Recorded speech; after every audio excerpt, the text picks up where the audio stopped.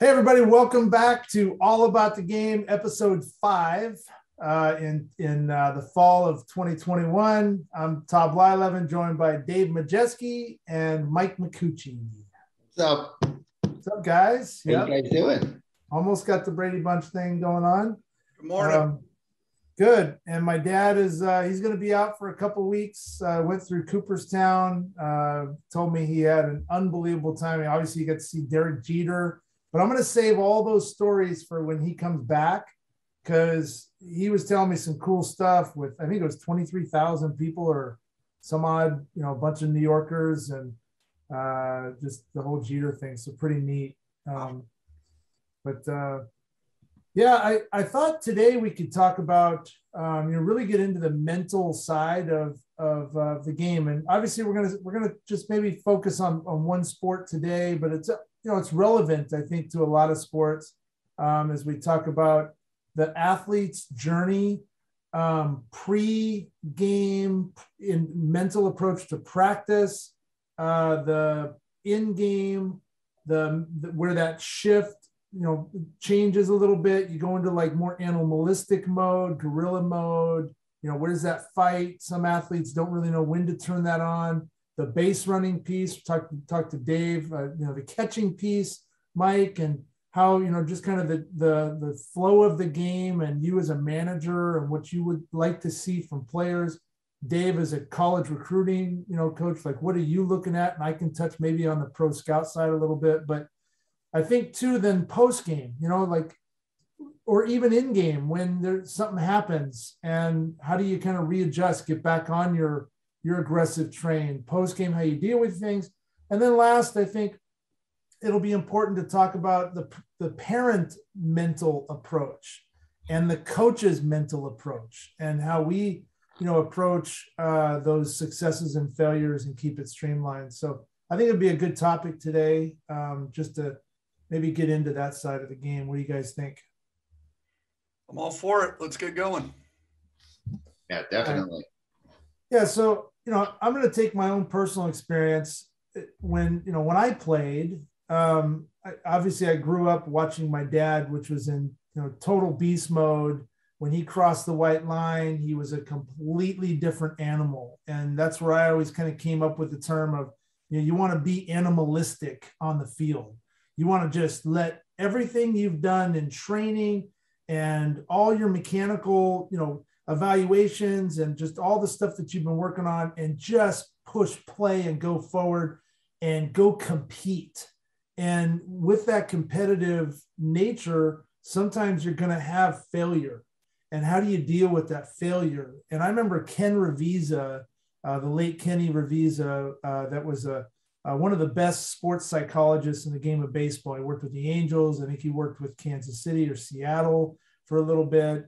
He was a professor at Cal State Fullerton, wrote the book, The Mental Game. It's just amazing guy. But I remember sitting in spring training, and here you got 40 guys, 50 guys on the floor, all doing breathing exercises. And Kenny's talking about close your eyes, and some guys are letting the gas go, and you got all these noises and everybody starts laughing. But he would really start talking more about, when you're in the game and you're in that flow and you're in this animalistic mode and things go south, what do you do? And some guys can't pull themselves out of that. So I want to talk about that a little bit, but let's back up. Let's talk about that 9-10-year-old mentality, and how that leads into high school. Getting ready to even put the uniform on, put your practice shorts on, and you're getting ready to go practice. Mike, you're doing a lot of lessons right now, and you're working with a ton of guys. I mean, you're known as the hitting doctor, by the way. I don't know if you know that in our area. You are the hitting doctor. But what do you see? I mean, because you're dealing with a lot of kids coming in to see you in the facility. Dads, moms are separated. What kind of mentality are you seeing with these kids on the normal, and how do you try to get them motivated to get into a lesson? Well, I think just going back to what you talked about earlier with the compete factor. So the one thing that I try to impress upon our guys is like there's competing does not mean trying hard. Okay. And we can get anybody to go out there and really try hard, and I can go and somebody will come out there and try hard, but competing is actually, willing yourself to, step up to the challenge, being able to make adjustments. And I tell the story. I heard, over the summer, how these select teams are. And after the game, everybody has their 30-minute meeting where they're going to tell the, players, go over all the stuff. And it's really like probably the biggest waste of time I've ever seen, where they just are basically putting on a show for the parents and look how much I know. And this is what happens. And I actually never have a meeting after the game. The kids aren't listening. Number one, they're tired, they're hungry, they want to get out of there. You're not really getting anything out of it. And anything that I want to address, I address during the game. Right then, right there, we talk about stuff, in the dugout as they're crossing the lines or whatever. But just kind of getting back to this whole thing of competing and making adjustments, you have to have some sort of knowledge of what you're trying to do and what you're trying to accomplish. And then from there, you kind of make adjustments. And I listened to a coach one time just talk about, well, you got to make adjustments. And you guys didn't make any adjustments today. And, this game's about adjustments. And when he left, I turned to one of my players as we were getting ready to start the game. I'm like, that was like, that whole speech didn't mean anything because he never said how, or he never told them why. And if you don't understand the how or the why, then how are you going to make adjustments? Then you're just guessing really when you're up there. So I spend a lot of time with our guys. Like when they come in to have a lesson or whatever, I try to get them more into game mode and out of practice mode. And practice mode is just in there, worried about yourself, but doing a lot of mindless repetitions where you're not really thinking a lot. You're just up there, you're hitting off the tee. There's not a lot of thought process. You're hitting on flips or you're doing a machine or whatever. So to make it more challenging, but them to actually get in there, learn how to make decisions, because that's probably the biggest separator in hitting, going from the cage where they feel comfortable and successful to going to the game is they never make decisions in practice. They just swing at every single pitch that comes in there.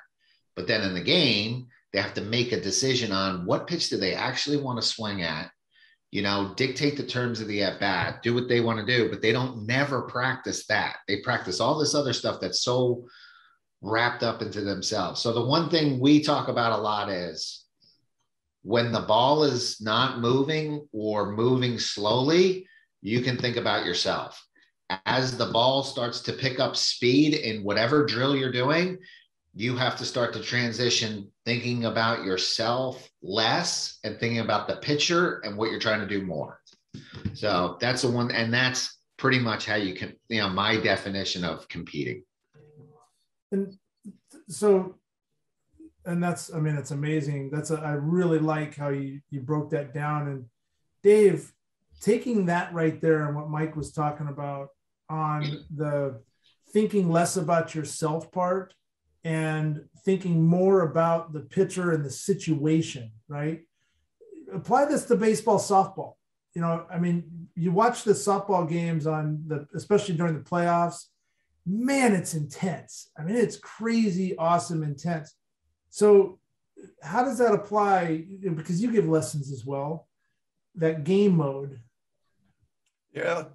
To take what Mike was saying, I think the best coaches I've ever seen understand that there's a different relaxed mentality in practice, but the ones that can structure it where it's more game-like mentally, where you're not just, okay, let's take 10 cuts, see how far we can hit it. Let's actually teach the kids how to have a on-deck routine. Let's prep them for the game, because you're not hopefully sitting there talking about your boyfriend, your girlfriend, the music. Hey, mom, get me a juice box. If you expect the kids to be mentally focused and have a consistent routine on deck, you have to teach them that. You have to practice it.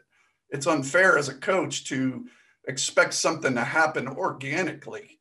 So what do you want the kids doing in the dugout? What do you want the kids doing on deck?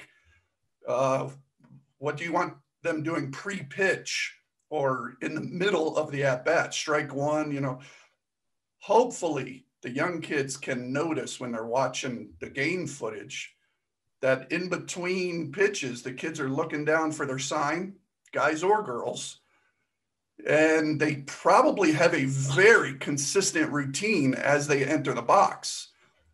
This is kind of dating myself, but I remember my young twins found some of my VHSs and they popped them in, and I heard all this giggling from the back room. I was like, oh, geez, what'd they find? And they came running out. They're like, Dad, watch this. And they both got in a crouch, hiked up their shirt, grabbed their head, and then went like this. And they started laughing. And I had no idea what they were doing. I was like, what do you, they went, no, Dad, watch this. And they went like this, and they went like this. And I said, what? I don't get it. They said, that's you. And just after watching at bat after at bat, I was never taught that, but I guess I hit so much and I was so locked in that I actually had a physical routine. And my kids, who were probably 7 or 8, they picked up on that. So indirectly, I thought, wow, that must have made me lock in. Nobody ever taught it to me. I need to teach that to all my players. So any hitting lesson I do, sure, we got to start with the physical stuff. What corrections do we need to make? Lower body, upper body, contact points, inside, outside. But if you're not working on that mental game, you will get that kid that is a batting practice all-star and can't touch the ball in the game. Or you'll get the team against the slow pitcher, the nobody, they'll be an All-American. And then all of a sudden, once the big stud gets up there, they tense up, they freeze up. They don't have their routine. They don't have their mental consistency. So the best coaches, you know, everybody has a different style, a different way. I've read that book 4 times, picked little pieces of it. But yeah, Todd, I'm dying to ask. You said Dad was animalistic. I know you were a bat boy for the team for a long time. Was there something dramatic that made you learn, stay away from Dad? Like, did you go up to him as a youngster and ask for some bubble gum and something happened and you just learned, all right, Dad's in a certain zone. I can't talk. He's not Dad anymore. Yeah. You know, I remember being around that. My first memories of being around the clubhouse was really when my dad played for Texas, and being on the ball, being in the clubhouse, playing on the field, you know, inside the ballpark. And then when he was traded to the Pirates, that's when I really started to be more involved with the clubhouse, shining the shoes, you know, being part of the team per se, you know, as one of the kids, but, you know, putting my uniform on. And I remember my dad at one, and I don't know when this was, but I remember I was playing around about an hour before the game. And I came running through the clubhouse. I think it was me and a couple of the other kids, players' sons. And my dad stopped me and he said, hey, hold on. You guys can go play out there. We're getting ready for the ball game. Like, there's a play time before, and just 20 minutes before, I was probably swinging on Dave Parker's arms or something else, or playing with Willie Stargell, or, you know, playing around with Tim, whatever it was. But that game time mentality started about an hour before, where players started to relax. Yeah, they were watching TV. They were, you know, swinging their bat a little bit, but all of a sudden that mental kind of mask kind of came on. And especially with my dad, what I saw was his game time routine with going in and getting his massage on his arm, getting that baby oil, getting that arm rubbed up. All of a sudden he like, just, there was this complete focus, and he was already in the game an hour before it started. And that's when I realized, okay, hold on. This is business. This is a business approach. I need to be very serious with what I do too. So I would be very quiet. I would go get the bats. I would get the pine tar rags and the rosin bags and the helmets. I'd wipe things down. I'd ask players if they need something. But my approach was like, do you need something, sir? It was totally different than going up and kicking them in the shin, or something else. So, but Mike, being a major league manager, minor league manager, travel ball coach and stuff, Dave talks about routine. You talk about the mental approach. How often do you guys spend time, and is this something that we should be spending more time on, in really teaching your team on what is it you would, that approach to the on deck circle? Like what is it that they should be doing to making sure, okay, Mike taught me this. I know I need to do this. I talked to David Newhand one time. He used the term like snap, crackle, and pop. Like David, left-handed hitter with Baltimore, a good buddy of mine. He was very loose. He said, everybody has their own routine, but at the younger age, how important is it for you guys to really teach that? So there's a couple things there that stand out. If you're in the on deck circle, I noticed it this year, and I never gave it thought when I played. Just something that kind of happened, but the ability to figure out what your timing is without taking a swing is really important, and guys cannot do it. It's unbelievable. And I would just see it over and over this summer. Guys did not know how to be on time unless they actually took a swing in the batter's box. By the time they figured it out, the at-bat's over. Yeah. And the understanding of when you're getting to the launch position, hitting position, foot down, heel strike, whatever you want to call it, it doesn't matter. But when you get ready to actually pull the trigger, how far away does that ball need to be from you for you to be on time? And guys have no real concept of that. I was supposed to be coaching third base at times, would be standing in my dugout with the on deck hitter, trying to teach him, like, you're just standing here wasting your time. Instead of, you got to figure out how to get your timing. And I would do it with them, being like, okay, here's the first one. Oh, wow, that ball is way too far from me. I'm too early. Like, that's not going to be a good timing. And then I would do it again. And then the ball was like right up on top of me as I was trying to like get ready to hit. And I'm like, wow, that doesn't feel good either. I have no time to swing there. And then you start to feel it. And it's like, okay, that's where the ball needs to be for me to be ready to pull the trigger and be ready to go. And just having that sense of timing. So you would be get these players in the on deck circle or in the hole, and you'd be basically saying, all right, get into your stance. Get in your stance. Watch the pitcher, do your load, do your leg kick, land, get to the launch position before you fire and pull the trigger, and figure out where the ball is at that point and where it needs to be. Now, for most part, depending on skill and, bat speed and all this other stuff, but generally, even at the major league level, it's usually somewhere in that middle section. The ball is somewhere little past halfway when those guys are actually landing to get down. And if you think about it, the average fastball, by the time that happens, they got 0.2 of a second to pull the trigger and barrel it up. So we talk a lot about that, and Dylan can attest to it too. I talk a lot about the past, the present, and the future. And at what point in the game, because we hear it all the time. You got to be in the moment. You got to be in the moment. You got to be in the moment. Well, how many times can we really, for 3 hours, concentrate? It's like physically impossible to do, to lock in for 3 hours. Mm-hmm. Okay. So I ask my players to understand the past, the present, and the future. When is it acceptable to be in the past? And when is it acceptable to be in the future? At what point in time in the game? And when do we absolutely have to be in the present at that point? And just understanding, at the major league level, it's like 149.4 pitches per game. If I'm playing defense, can I lock in for 4 seconds? Can I do that 149 times a night for 4 seconds? Now, as soon as that pitch is over, I can be in the future and figure out, okay, if the ball gets hit here, what do I do? What are my responsibilities?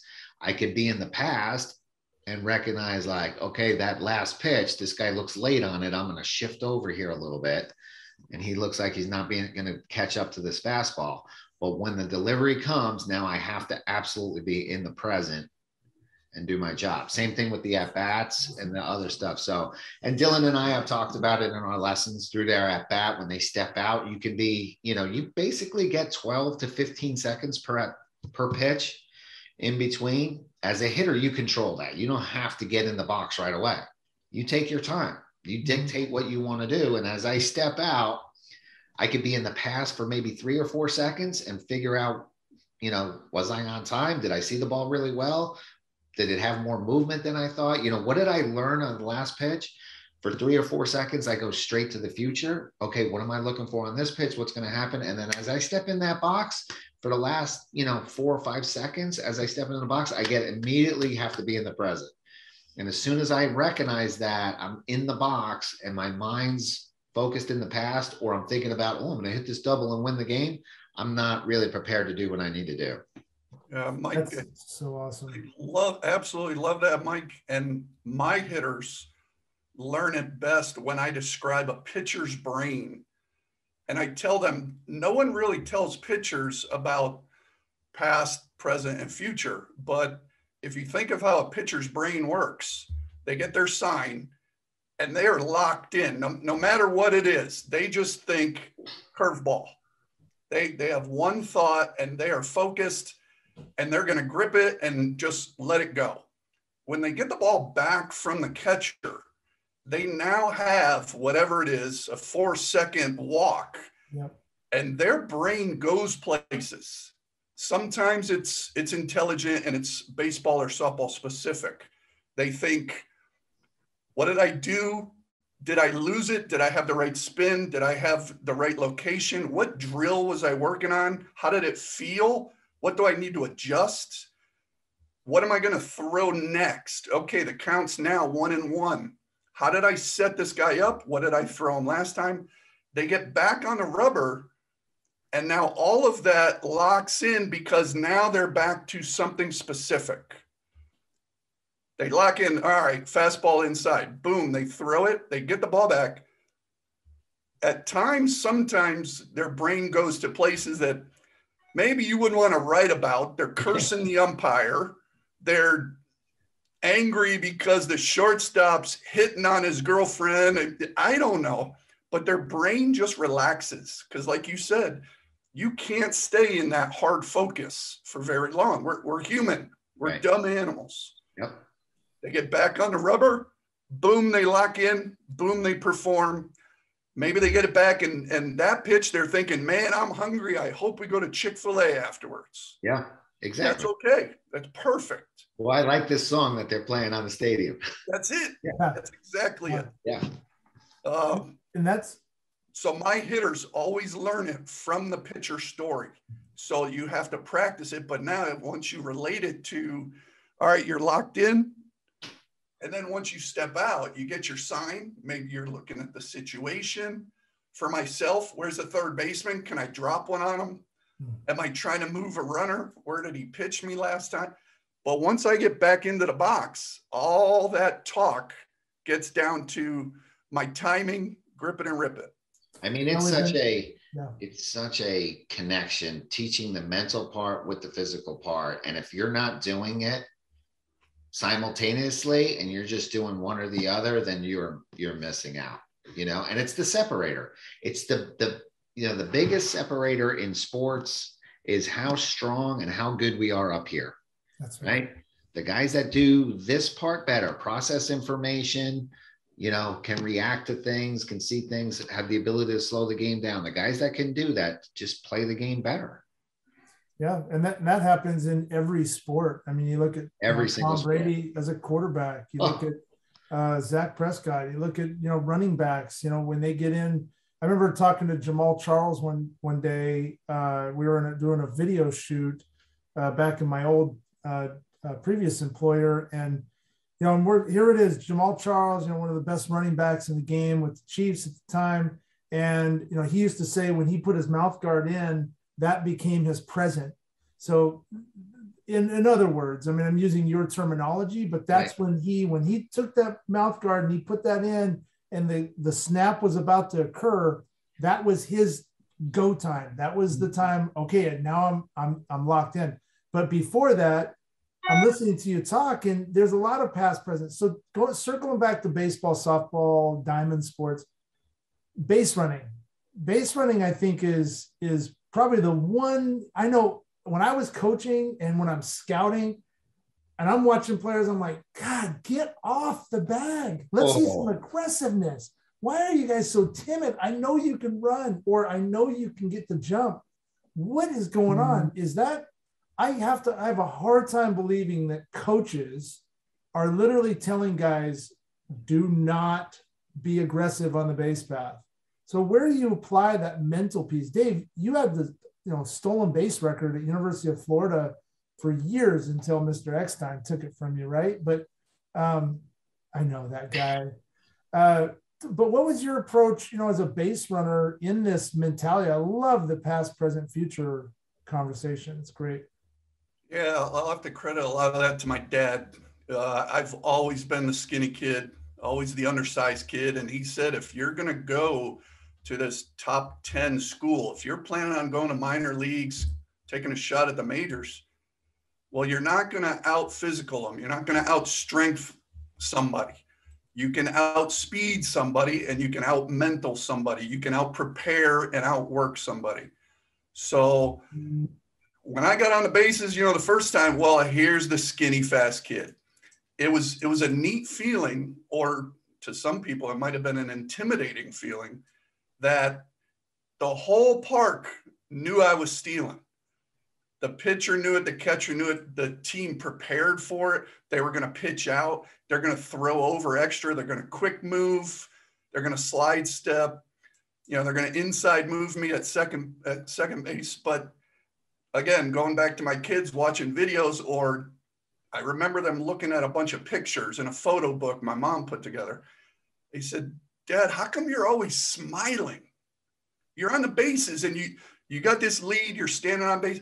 You're always smiling. And that was just my mental way of like looking at the pitcher thinking, I don't care what you do. I'm going to be 90 feet over there in about a pitch and a half. So you can do this, you can do that. Now, there were other things. Obviously, having some genetic speed helps. But I can remember thinking, all right, I'm not going against this guy. I can't pick up his left-handed move. Maybe the dirt just doesn't feel right. I'm not going to get my jump. So mentally, what can I do? Well, again, nobody taught me this. This is just a kid playing with his brothers, a young boy playing with his brothers growing up. I'm going to mess with the pitcher's head. I'm going to dance around. I'm going to shake my fingers. I'm going to get him to concentrate on me. So hopefully he's going to serve up a gopher ball. Somehow, okay, if I take a couple steps back at first, I never see anybody doing that. Everybody's in that same straight line.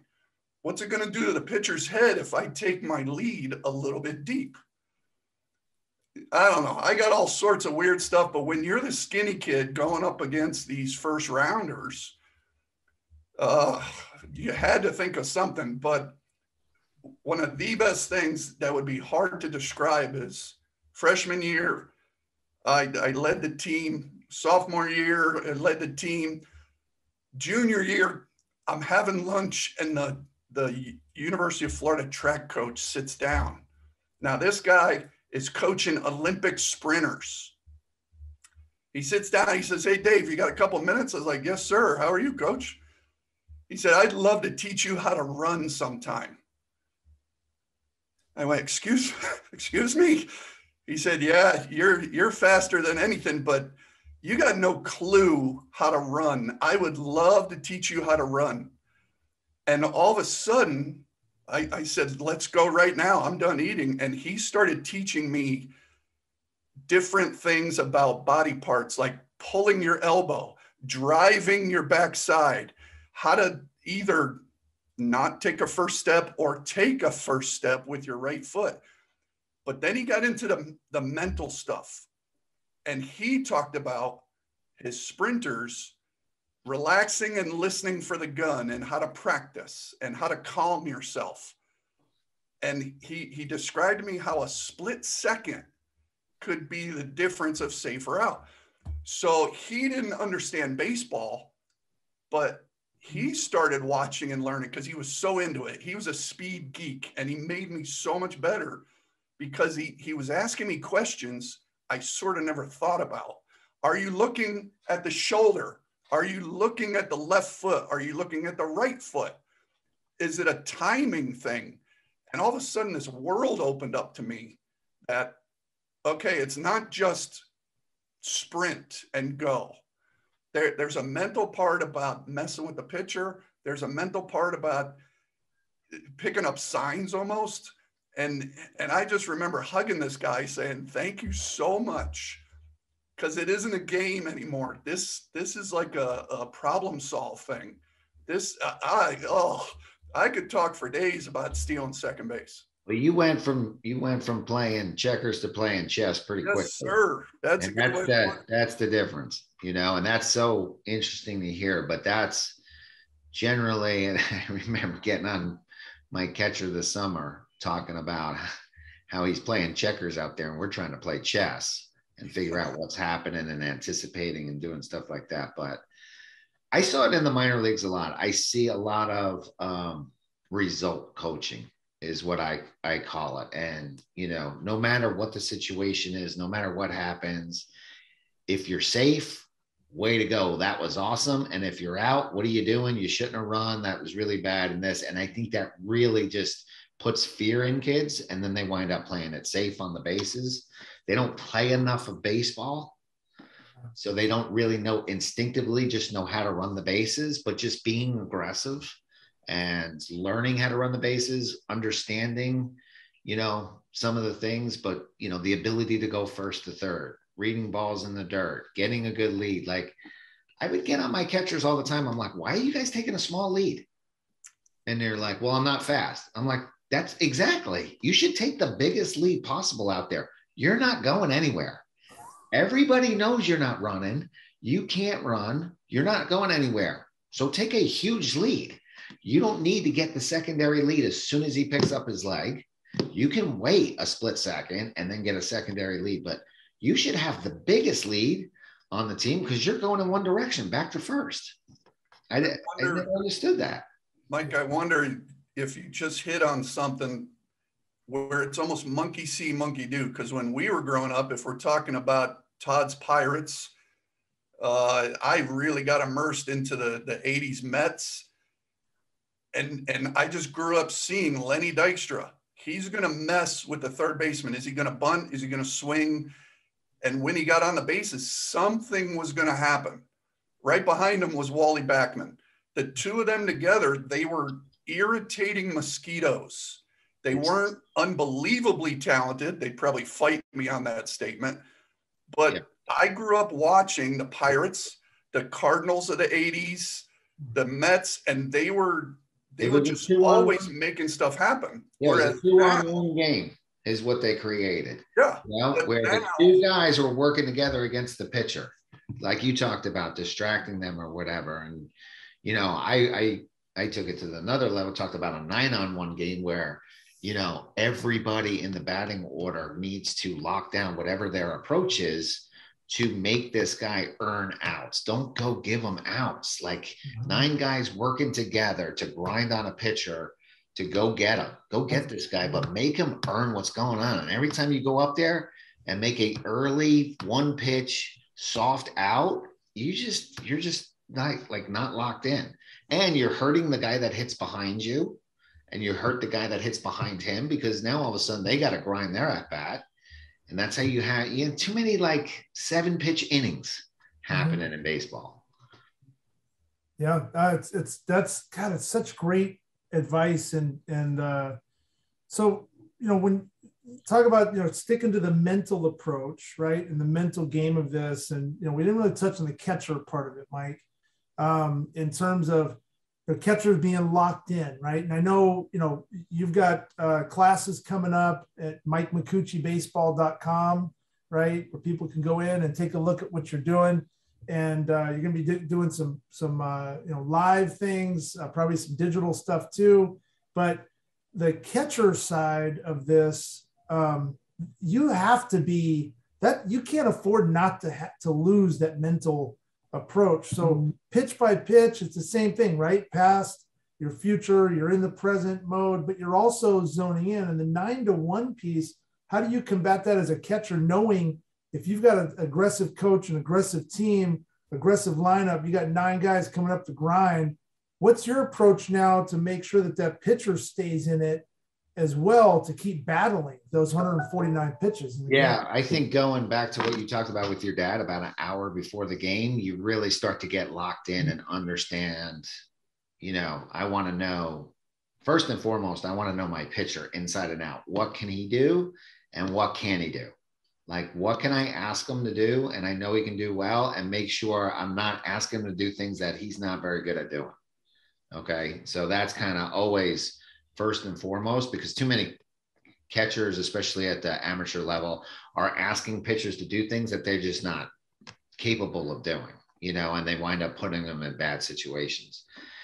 If I know anything about the lineup, that's a plus, or that's an advantage that I find out. But all that stuff is pre-game. So going into the game, I already know what my pitcher can do, what he can't do, what the opposing lineup can do, what they're going to try and do, and how to combat that. And then as I get in the game, I'm pretty much I'm usually have the entire pitch sequence figured out before the first pitch of the hitter. And I pretty much can have the whole inning figured out if we go 1, 2, 3, and figure out, okay, this is what we're doing to this guy. And when I tell kids that, or we talk about that, they're really flustered and have a hard time understanding the concept. But if I call an 0-0 pitch, like before that pitch is thrown, if we throw a ball, I know what I'm doing. And if we throw a strike, I know what I'm doing. I know there's 2 outcomes that are going to happen. It's either put in play and the guy's on base, or he's out. But if we're getting to another pitch, it's going to be a ball or a strike. It's pretty simple. If we get to a strike, how did we get to that strike? It tells me what I want to do on the next pitch. And if we got to a ball, I do it. And it just basically, you're just doing that the entire game. The other thing that is important is just be able to recall information. This guy comes to the plate. Okay, there's the leadoff hitter. How did we get him out the last time? What was the sequence? What pitch did we get him out on? What was the count? And pretty much to be able to know every single pitch of that at bat and being able to understand that. And I think that's from a mental standpoint for a catcher and an amateur catcher, and for the people out there listening, until your child or you guys become comfortable where you don't think about yourself and your mechanics behind the plate. How am I going to receive this ball? Where's my hand go? How do I frame it? What do I do? If it's in the dirt, where do I go block? When you don't think about that, and that's all reaction, now you can think about the pitcher and how to take care of him and think about calling the game. If you're so worried on how to catch the ball or what you need to do, then you lose so much vision on where does hands go? What does feet look like? What's his grip look like? Did he flinch on this pitch? Would he be able to hit it? How did he take this one? Was he forward? Was he back? Is he closed? Is he open?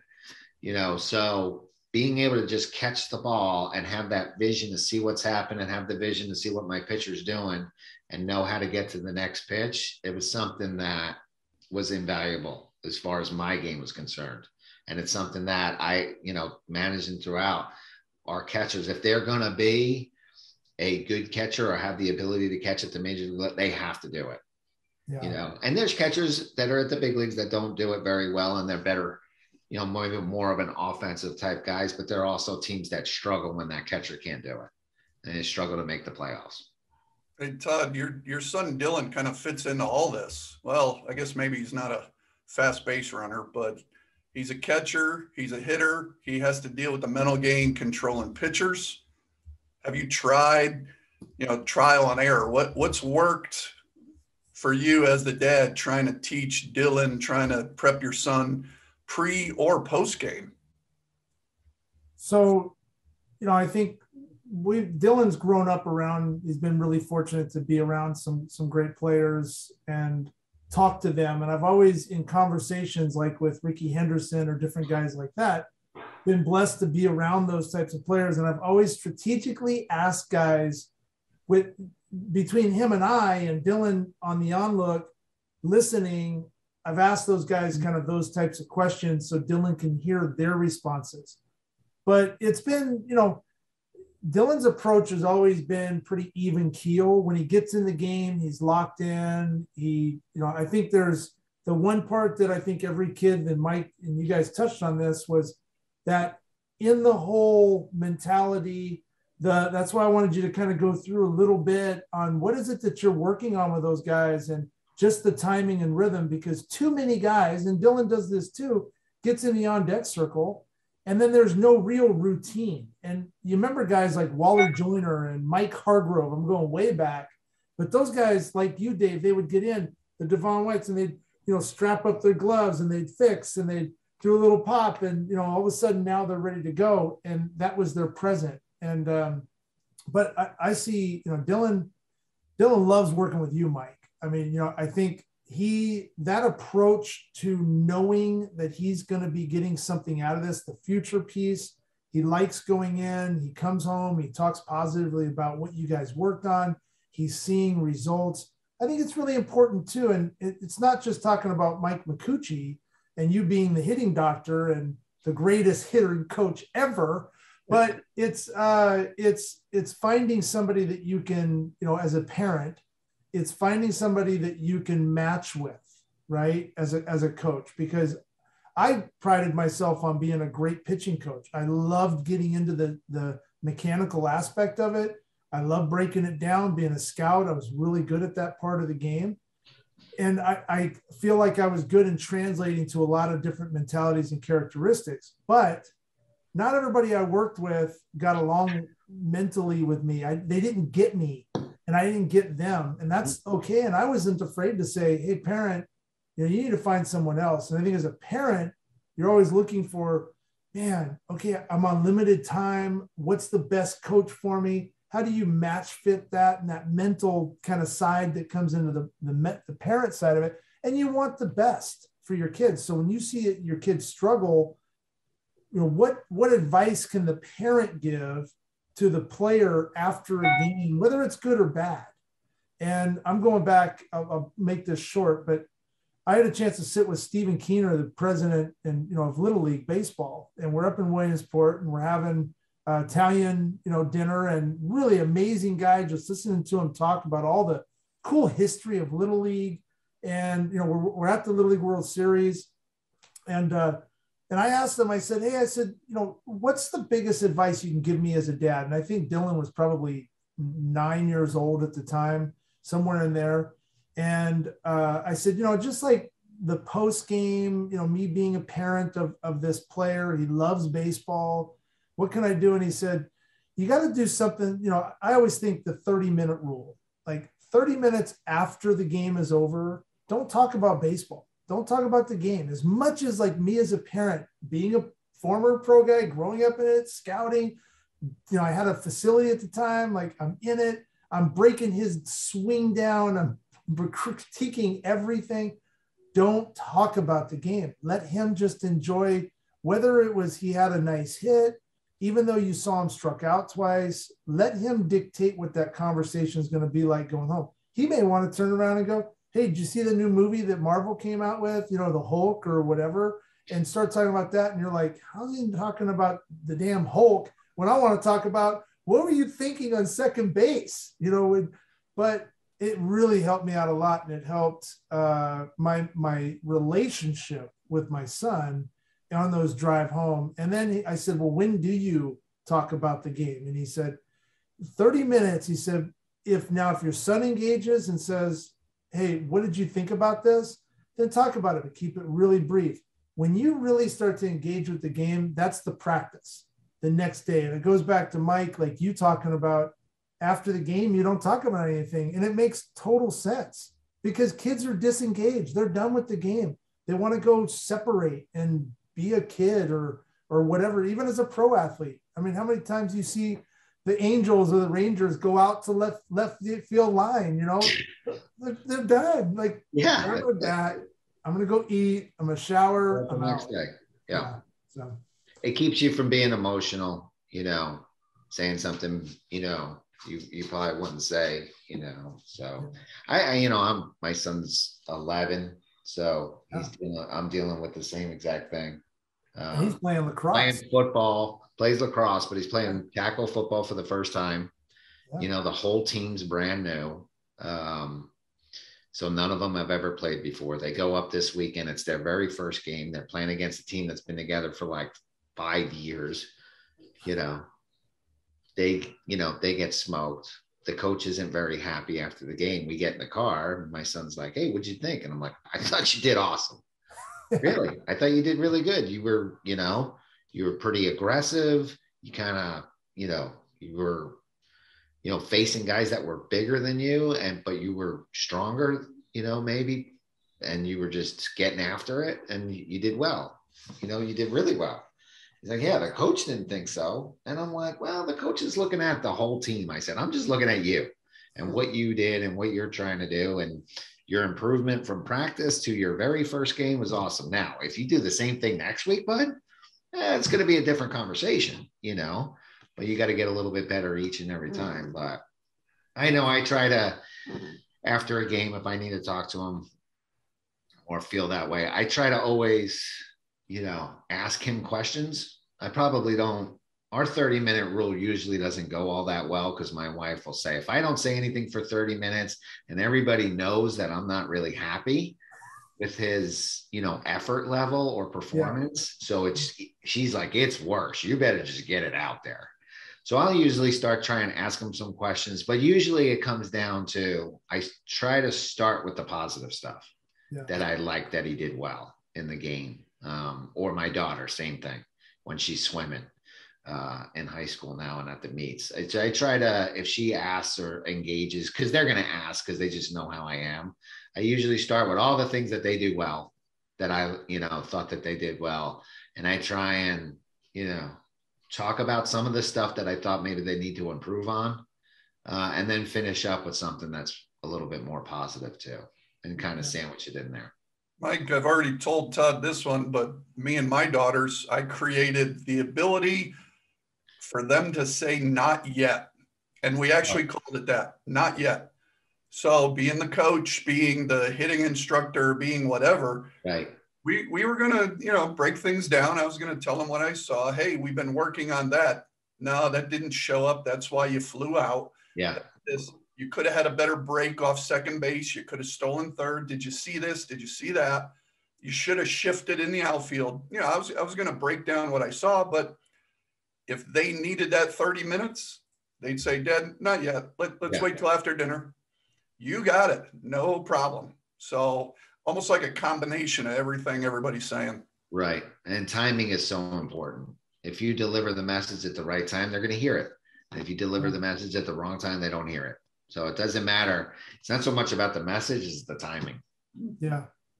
Well, guys, I mean, this has been a great show, really, on so many different levels. And I think you can apply the teachings and what you guys have been talking about, take it out of the baseball box. You can really apply it in anything. I mean, your daughter's swimming, the mental approach, the past, present, future piece. I thought that, the pre-preparation before you actually get into the on deck circle, or when you get up on that block and you're getting ready to jump in the pool, whatever that would be. I think there's a lot of different lessons learned here.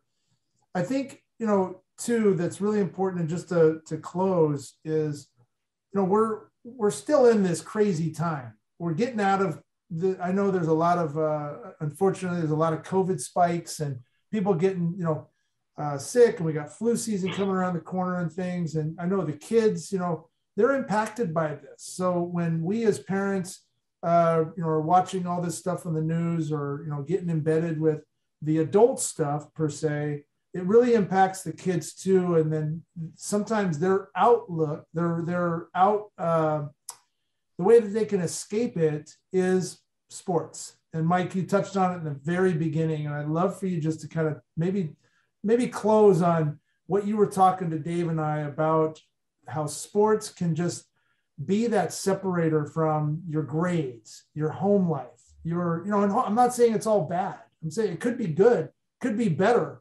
But just, you know, how athletes can let sports, you know, really be that therapeutic high for them. Yeah, sports, you know, it was a nice outlet for me, you know, and you guys as well, but it could be such a good outlet for kids to just kind of get away. And it is the mental part is kind of the separator that we talked about, but sports is going to teach you so many life skills that you need to have just to get through it. And it teaches you about adversity, you know, how to deal with success, how to deal with failure, you know, how you're going to, you know, get through adversity. Are you going to persevere? You know, what's your work ethic like? Very few are going to be able to get through it with just out talenting people. You know, at some point, the talent levels are going to start to match up. And then you're going to have to start, you know, working harder. You know, what are you going to do with the extra stuff?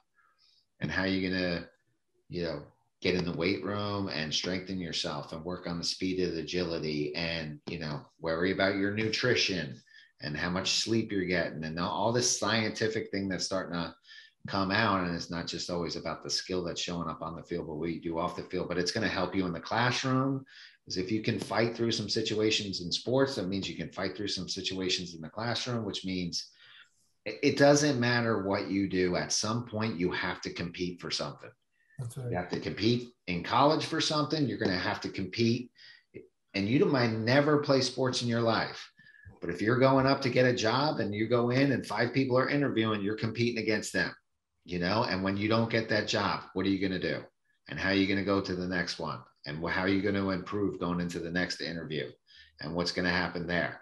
You have the job. How do you get the promotion? How do you compete against the people that you're working for? How do you, you know, get the promotion that you're looking for? How do you get yourself to go from one industry to another industry to be successful? I mean, it happens in everyday life and every walk that you're going to do. And I think sports is just a great teacher for us in those situations. Why a lot of businesses love hiring athletes because they've already struggled and figured it out. Yeah. Yeah, so true. Well, amazing show. Sorry, Dad, you missed it. I think he would have had some pretty cool commentary. And again, we'll circle back with him and, you know, hopefully get some nice guests. But if anybody has any questions for us, obviously email us at info@thescouthub.com. You know, if you're in the North Texas area and you need hitting help, please go see the doctor of hitting, Mr. Mike Micucci, MikeMicucciBaseball.com. You can actually book on his website too, which is really cool. Dylan loves that new feature you have. It's like, I just scheduled with Mike. So it's super easy. It's so much easier. Yeah. Just the texting back and forth. And what do you have? I got this. That doesn't work. What do you got? Yep. Yeah, it works out. It works out really, really well. Awesome. Well, Dave, Mike, great time. Everybody be safe out there. Be nice to your neighbors, and God bless America. See you next week. All right. See y'all. Hi, I'm Todd Blyleven, the CEO here at the Scout Hub. We're really excited to be able to offer you this new product called the Athlete Resume. It gives you the opportunity to not only add your player information, highlight videos, game schedule links, analytical metrics, and so much more, but also allows you to validate what you're putting in there in terms of your metrics and add in other information from your other player pages. So if in baseball you have a player page with perfect game or PBR, you can take your top metrics and add those metrics into your athlete resume and validate those metrics by linking back to your PBR or perfect game player page. This gives coaches a full access to your athletic profile. We're super excited to be able to help you showcase your skills, just like if you were to go get a job and you've got to provide that resume to your employer. We're providing you the opportunity to provide the athlete resume to those college coaches and your own coaches to just learn more about your game who you are and give them the chance to come out and watch you play. The Scout Hub wishes you the very best of success, and we're super excited to be able to offer this product to you to help you succeed.